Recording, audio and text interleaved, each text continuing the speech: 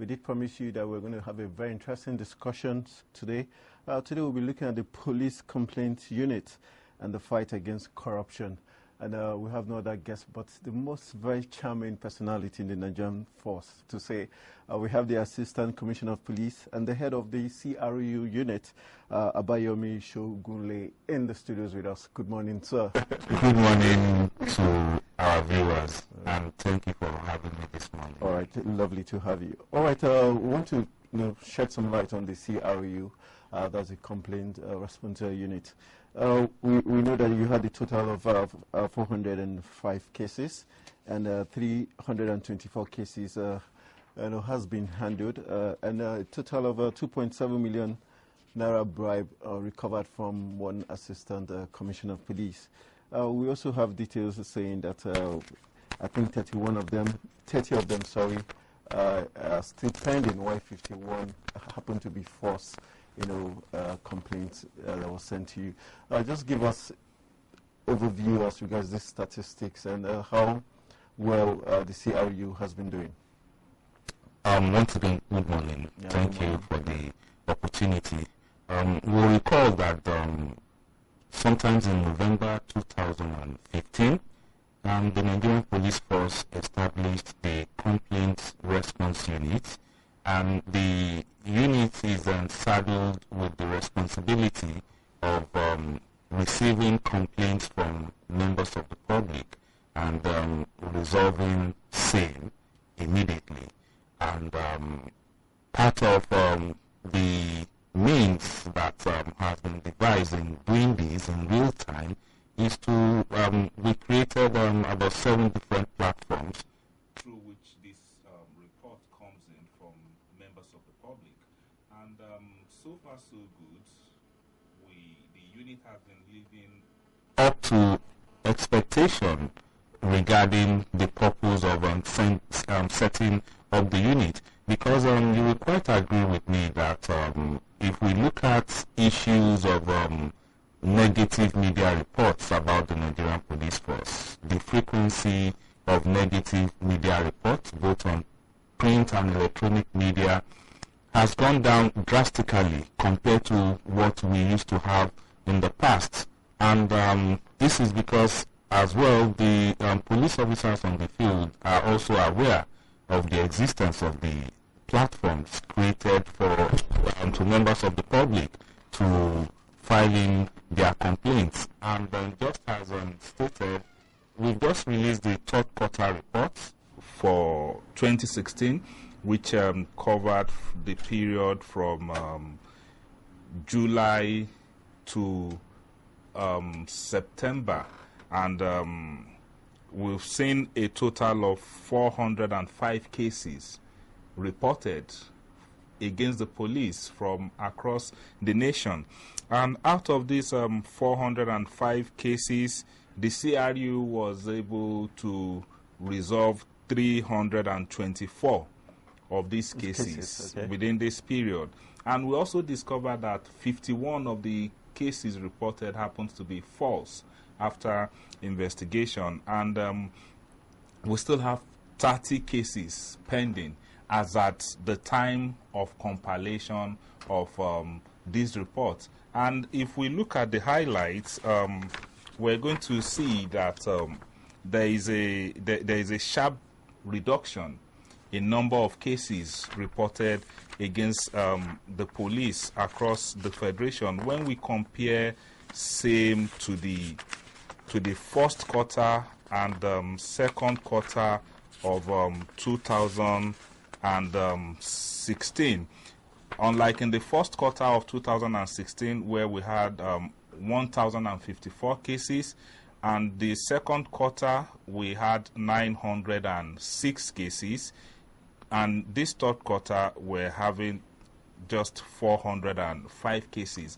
And to us in the Nigerian Police Force, this is a great achievement. This is an improvement, considering the fact that the number of cases reported against the police is reducing. We cannot do, as in members of the public would always have issues regarding police activities, even in the most developed world. There will always be issues.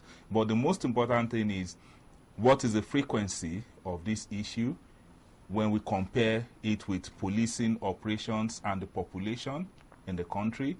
Then what efforts is the authority, or what are the efforts the authority has put in place to ensure that such issues are addressed properly? All right. We also noticed there's this word used, X squad, to be the squad that is in charge of, attending to whatever complaints. What does this X squad represent, and how? What factors were considered, or what do they look at to, decide who is a member of the X squad?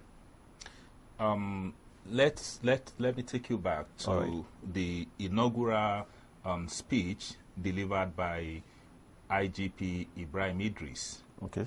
Upon assumption of office. That was on the 22nd of June, 2016. And part of the key, or part of the highlights of IGP Idris' inaugural speech includes the strengthening of the police escort unit to fight corruption, not only in the police, even amongst the civil servants. And this is in line with the change agenda of the present administration of the federal government regarding the fight against corruption. Corruption. Yeah. Then coming back to EXCOD, which unit is this EXCOD? EXCOD used to be the flagship unit fighting against corruption, not only in the Nigerian police force, but also among civil servants, federal, state, and local governments. In those days when you mentioned the CID, in those days when you mentioned the police CID, most of the people, or most of the detectives that people kind of have knowledge about then used to be the EXCOD. And what do? They conduct sting operations. There is a complaint about a particular individual or group of persons, public servants, regarding trying to abuse or take undue advantage of their position of office. The EXCOD would prepare something like a sting operation to make sure that the individuals that these reports have been made against are actually caught red-handed. And over the years, we saw the watering down of the activities of the EXCOD. These are as a result of different factors, which part of also include the change in the pattern of crime in the country.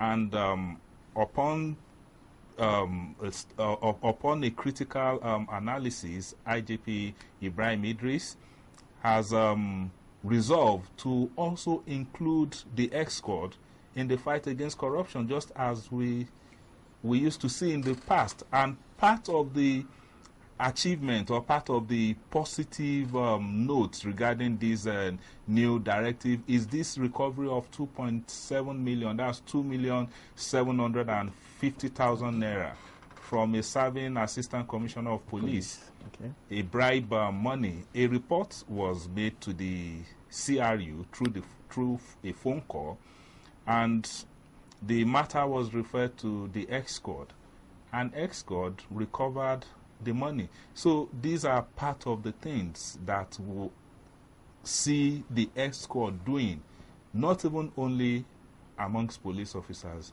but even involving civil servants. Do they have a special dress code we can use in identifying them? Or the basic thing is they don't operate in police uniform. Okay. So you might not even know that they are EXCOD. You could even see some of them with beards, just like you have. There is nothing to give them out that they are police officers.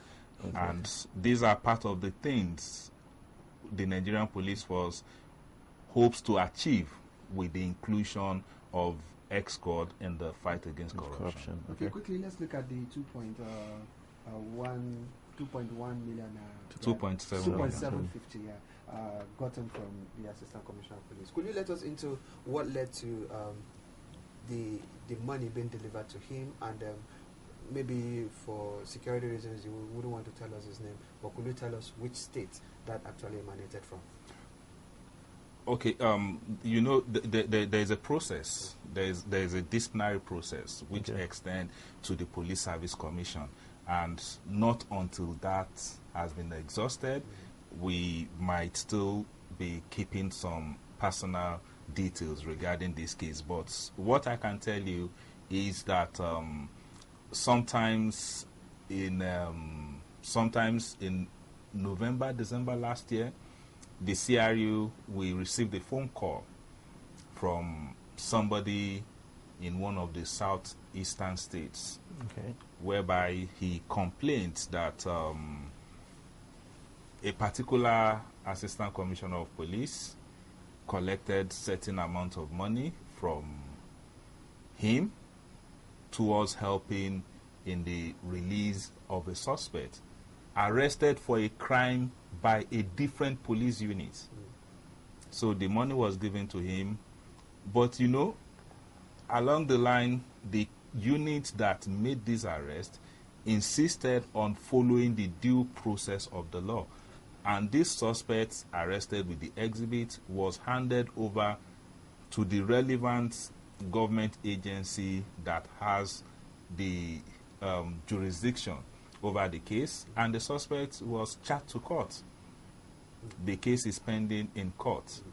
So the person complained that haven't given so amount to so person, the case still took the normal judicial or legal process that it should have taken, and an investigation was we commenced an investigation into the matter, and along the line the matter was referred to the ex-court and the money was recovered, you know, and part of the normal procedure is to issue query to the officer involved, and the query has been forwarded to the Police Service Commission after recommendation made by the First Disciplinary Committee. So not until the Police Service Commission approves the punishment so recommended, you know, we will still be keeping some of this information. So that was what happened in this particular case. Okay, let's look at still the CRU unit. Now, most times you get to police stations and you see it written boldly that bail is free, but I can tell you that that's where it ends, because some couple of weeks ago I had to go to one of the police stations right here in Abuja, you know, to get a friend out of trouble, you know, and at the end of the day, the officer in charge was like, give us something and all of that, and I just smiled, you know, and I just smiled, and you know, the rest is history. Now I want to know, bail is free, bail is free, bail is free. I can tell you that Nigerians are still paying money to get their loved ones bailed out of police custody or stations and all of that. Now, what is the appropriate thing to be done at that very critical point, that all you needed is that your loved one should be back home, you know, with every speed that you can apply and all of that, and someone is here demanding for money? What do you do at that point? You see, Pius, honestly, when people bring up these arguments or this discussion about the issue of is bail actually free or not, you know, sometimes I take a deep look at such person before giving appropriate comment. You know, this thing is simple as ABC. The Nigerian police force have said bail is free, and we continue to say that bail is free. And not only that, we have this CRU poster in all police stations across the country. Once you are entering a police station, this poster is available with phone numbers. I was at Garki police station here in Abuja yesterday for an official assignment, just as we have it in all the police stations. I saw the CRU poster with the details, with the numbers provided. We have it in all police stations across the country. So if we have a number, or we have the contact of the unit, and the unit operates 24/7, 24 hours a day, 7 days a week, including public holidays and weekends, with phone numbers that if you have any issues regarding your contact with the police, get in touch with this unit through phone call. If you don't have enough credit on your phone, send a text message, or you can send a WhatsApp message, or you can send a BlackBerry message, or go through the social media, either through Facebook or Twitter, or send an email. We have provided this, that you should make a complaint, and somebody refuse to make a complaint, only to come back or to turn around to make certain allegation, you know, it's sometimes you find it difficult to place. Look at the case of the 2.7 million recovered. The person made a complaint. The money was recovered. When you check the CRU reports, about over 50 cases happens to be false. People still make reports, and at the end of the day, cases are false. And if you check the over 300 plus cases that were resolved, that means a genuine complaint was made, and findings has shown that certain police officers have done what they are not supposed to do. The case was resolved in the favor of the person making the complaint, and punishment awarded to the police officers involved. So what I would expect you or anybody in such situation where you find yourself, as stated, is to get in touch with the CRU. It's as simple as ABC. But this particular station we are talking about, when I actually stepped into that station, this same information card you just displayed was not there. We'll check. Yes, we'll check, because it wasn't there at all. Yes, we'll check, because we do receive reports that, you know, because of the fanciful nature of the poster, that some DPOs decided to put it in their offices. Are you sure that's the reason why a DPO will pick a poster like this to his office? He can also walk to your CRU unit and get one for himself. If he likes it, you put it in his house. I'm telling you, but the one that is meant for stations should be placed in a place where everybody walking into the station can have access to. That is the intention of the poster. Don't you think there is a kind of maneuvering, tactical maneuvering here? No, that's not the issue, because you know sometimes some people make what I will call genuine mistakes. You know, it's not as if they have a negative exterior motive. You know, it's a genuine mistake, and such cases we have corrected. Such cases that, no, this poster is not for your office, this poster is not for the crime branch, this poster should be in a place conspicuous for people to see, either at the entrance of the police station or at the counter, because it also gives members of the public visiting the police station, it gives them that confidence that, okay, I'm going into a place where if anything happens I'm not satisfied with, I can always call out to someone. Then let me also add that IGP Ibrahim Idris has approved the production of these CRU posters into handbills and translated into local languages. In fact, we have started the production and we're going to be distributing them to all the local governments across the Federation.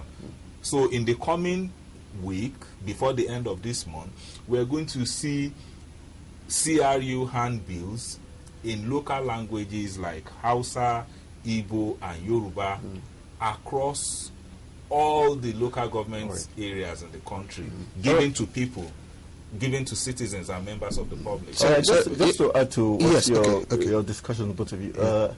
So don't you think, it's just a suggestion, don't you think with what he has said and with the movement of this fanciful, don't you think a CCT will do the magic so that even because even if you call and make a complaint, the police officers have the way of they can wriggle their way out of it. But when you have a CCT, whether someone complains or not, by the time you go through the video footage, you can actually see. You see, those are valid suggestions. But you know, when you want to bring up an intervention, you also take a look at the prevailing circumstances in the environment. You know, I was reading a report about how the introduction of body cameras on police officers in the UK has reduced the numbers of complaints against the police. Recently, the report was released recently. You know, if we want to have CCTVs in police stations, first of all, do we have 24-hour power supply in police stations? Because it's not just enough to install CCTV. You need power to make it work. To make those CCTV work. We've been to banks. Despite the millions that banks are making in profit, some banks still don't have operational CCTV in their banking hall. So if the banks cannot do that in this environment of ours, so do we expect the police that is not generating money or making profit to do the same thing? All right, let me just hit you with this question. We saw that out of the 324 cases you resolved, we've got a maximum of 78 coming from Rivers Police Command. We have 72 coming from the Lagos Police Command. Then we've got 48 from the FCT. And also your report says 6 other states like Katsina, Kebbi, Bauchi, Osun, Sokoto and Jigawa have never had a complaint made against the Nigerian police. Does that mean those areas, the police are perfect gentlemen, or does it mean that technically the people are not aware of the CRU? You see, based on our findings, because we're still continuing to do critical analysis of the data we're gathering since the inception of CRU. But you know, based on what we have now, what I can conveniently say is that the report reflects the true circumstances on ground. Of particular interest to the CRU is Kebbi State. As we speak, no single report has been received from Kebbi State. We have CRU poster in all police stations in Kebbi State. If we look at media reports, both print and electronics, I don't think we've seen one single negative police report from Kebbi State in the last 1 year. Can we consider how literate the people are? That's what I'm saying. You know, we're going to go to part of the circumstances that will feel is responsible for this. Then if we look at Lagos State is moving from the first position for the first time in this third quarter. And this has been as a result of efforts put in place by the Commissioner of Police in Lagos State to ensure that complaints reduce. Now, let's look at commercial activities. Where are the areas where we have more economic activities? You know, studies have shown that in areas where we have high level of commercial or economic activities, there is going to be increase in policing operations in those areas. And the more policing operations we have, the likelihood of members of the public not being satisfied with a particular policing actions. So if we look at the states that we are having high numbers of reports, you will see that these are also states that we have high level of commercial or economic activities. That is one. Then we also want to believe that the literacy level is or also contributes to the the number of reports we're getting. And that's why the Inspector General of Police, IGP Ibrahim Idris, has approved that CRU posters should also be translated into the local languages. There is a UNESCO statistics that shows that we have a high rate of illiteracy in Nigeria. Over 50% or so of the population cannot read and write in English. So that means when you push out something in English, it's possible that 5 out of 5 Nigerians that sees it doesn't know what you are trying to, the message you are trying to bring out. And that's why we're also putting it into local languages. And as a matter of fact, in the coming days, the Inspector General of Police, IGP Ibrahim Idris, would flag off the massive sensitization campaign. CRU massive sensitization campaign will be flagged off here in Abuja by the IGP, which includes the distribution of these materials, which includes radio jingles, which includes TV TV jingles, and so on. And after this has been done at the force headquarters level by the IG, the commissioners of police in the various commands are also expected to do the same thing. And this time around, we're laying more emphasis on the grassroots, because most of the reports we still have comes from the bigger cities, come from the metropolitan cities. So we've not been seeing much reports from the grassroots. So we want to concentrate on people in the hinterland. And then, you know, this is something that is happening for the very first time, not just in Nigeria, even in the whole of Africa. I don't know of any police force in Africa that has deployed something similar to CRU that the Nigerian police has deployed. And then let us also understand that it's going to take some days, it's going to take some years for it to stabilize, to go round, cut across as we expect it to be. Okay, very quickly, let's look at you know, a very laudable unit, if you ask me. But let's also look at the activities of police officers during elections. You know, we've had series of complaints that police officers, you know, sometimes, you know, help in carting away ballot boxes and help in doing all of the things that politicians want and all of that. Now, at that point, what is expected of the CRU if he gets such a complaint? You know, also understanding the fact that it's an electioneering, you know, arena and all of that. What is expected of the CRU at that point? When we look at previous elections, the most recent elections, we agree, and there are reports to also back that up, that there are less complaints about police officers who are involved in election duties, unlike what we used to have in the late 80s, or in the early 80s, I mean, in the past.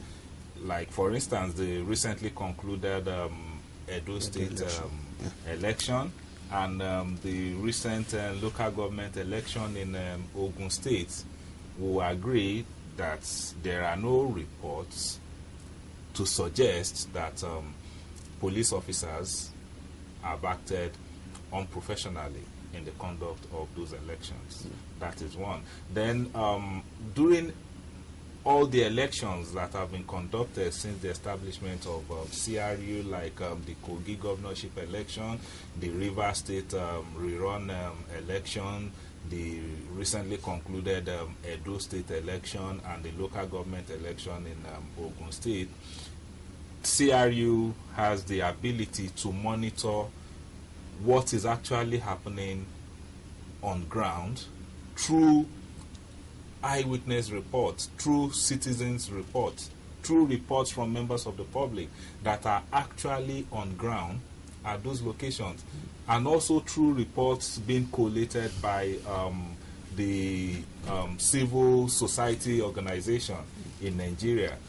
And once there is anything that suggests that actions are needed to be taken regarding the conduct of maybe any particular police officer or police team, immediate such report is pushed to the appropriate supervisory policing units on ground in that command to take a look at it, carry out an investigation, and give a feedback. We'll come back with much more questions for our guests, but that'll be right after this break. Please stay.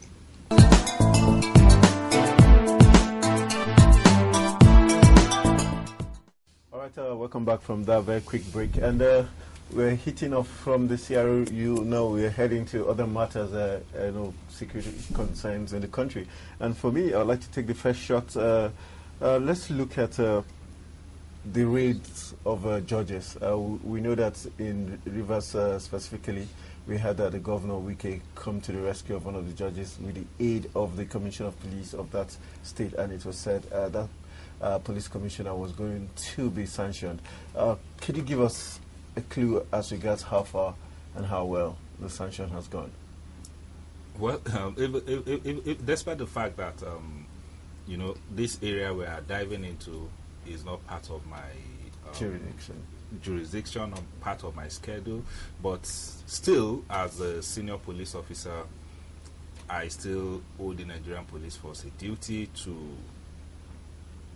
let members of the public and as well as the press to be aware when they try to bring up certain stories that are not true. One, let me state that what we're having now, the Nigerian Police Force is not part of the operation. Okay. Even though it's an operation in the best interest of the nation towards fighting corruption. And an explanation has been made by the Nigerian Police Force on why the Commissioner of Police in Rivers State was at the scene. And there was nothing to suggest that the Commissioner of Police acted in any way that is unprofessional. The Commissioner of Police has a duty to be at the scene when he was called upon, and there was nothing to suggest that he has acted unprofessional. So there will be no sanctions? I've not seen any reports that suggest that there's going to be a sanction. I've not seen any. Okay, let's look at kidnapping and kidnapping and kidnapping. If you ask me, I think kidnapping is on the rise because sometimes you see people getting into secondary schools and taking away pupils and maybe sometimes their teachers and all of that. You see people go to their farms and before you know it, an emergency rapture will take place caused by human factor. Now, what is the police doing to ensure that this menace is nipped in the bud? That's one. And number two, we also discovered that, when prominent people are kidnapped, they get rescued in sometimes less than 24 or 48 hours maximum. But when the ordinary man is kidnapped from his farm, the end story we hear is that ransom are being paid and before they are being released. And sometimes they don't actually make it out from the den of their kidnappers. What is the police doing about all of this? Well, I'm going to address all the issues, but let me first leave you with this one because you have to address it. Okay. Why is it that the press pay more attention or boost stories when prominent people are stated are kidnapped, and the press kind of stay silent when somebody who is not really known is kidnapped? So you will also address that. Okay, let me address that. But before you address that, I like this.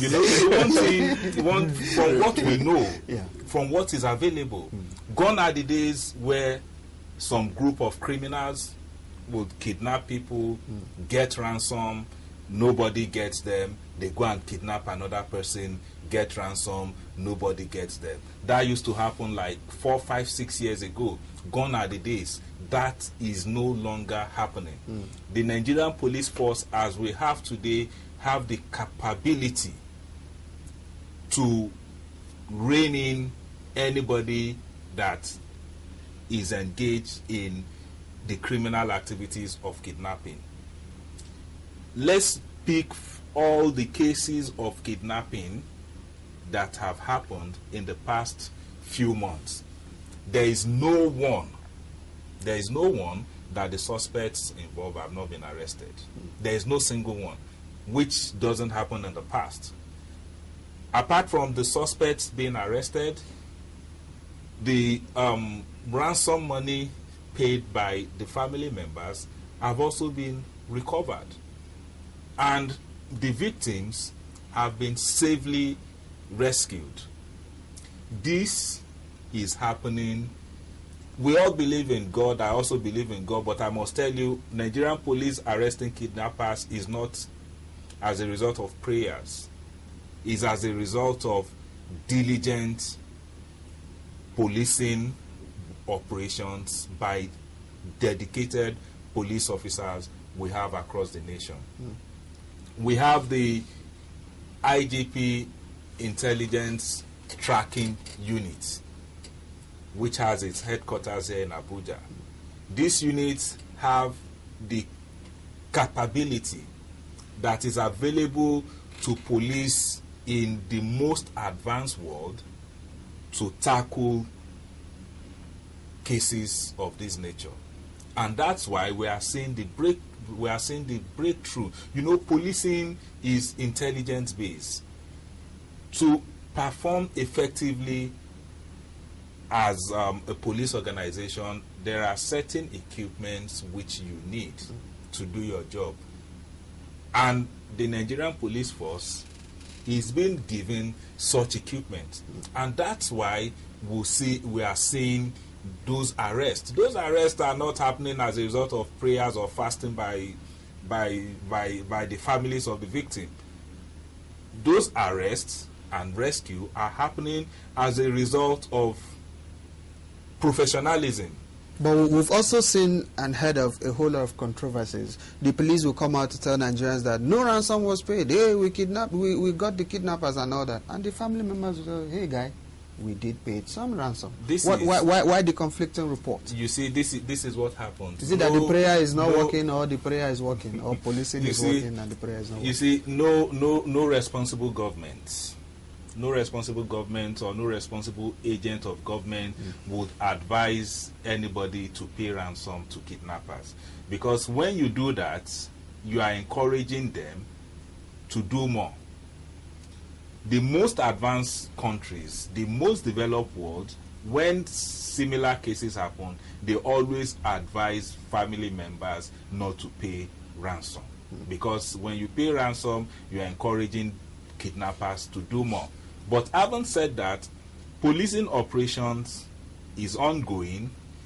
Certain level of such operation is not known to family members, because we have seen cases where one or two family members happens to also be the one that leaks information on certain actions that will be taken to the kidnappers. Then we now see some of the family members going to drop money without the knowledge of the police. In fact, let me tell you, there are even some cases where some people that have nothing to do with this kidnap syndicate, they get away to get numbers of the family members. They communicate with the family members. They even collect money claiming to be the kidnappers. We have seen such cases. You know, so the thing is, whenever there is a case of kidnap, the case is reported to the police.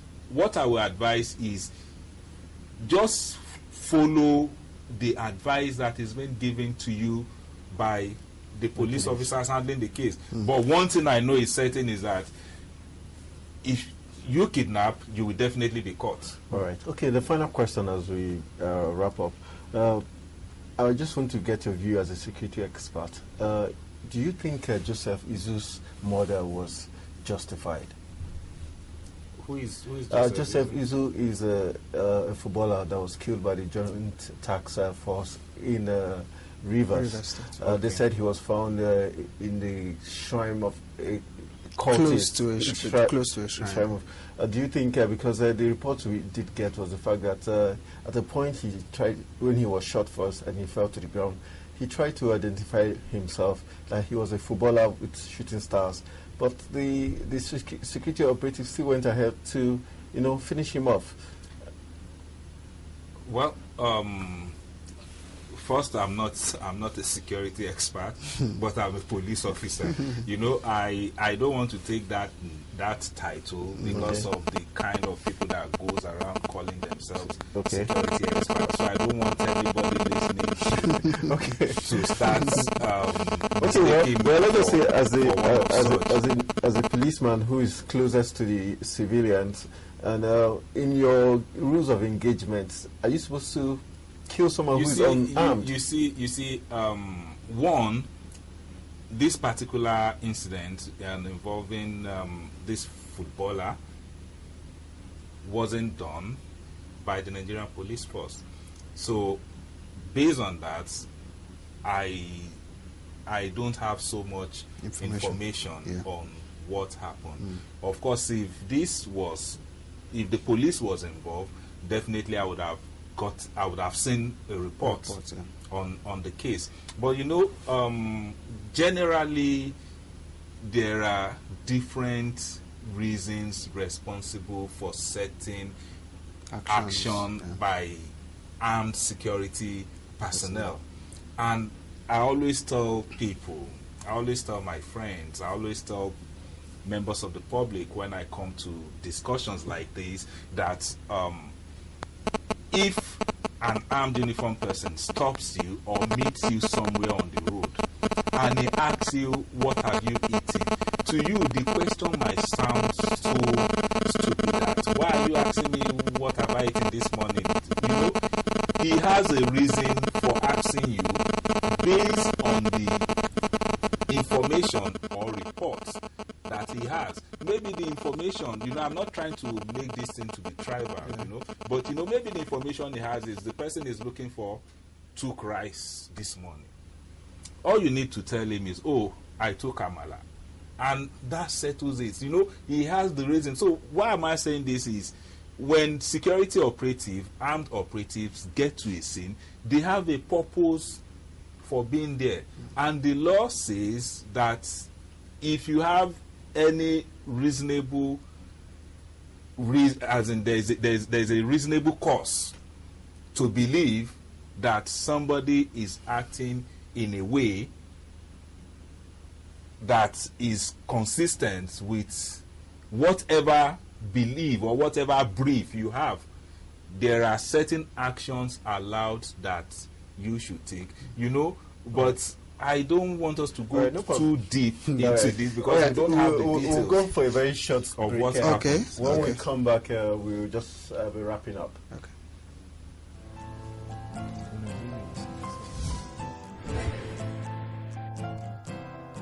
Before you go, Mr. Shogunle, I want you to tell us.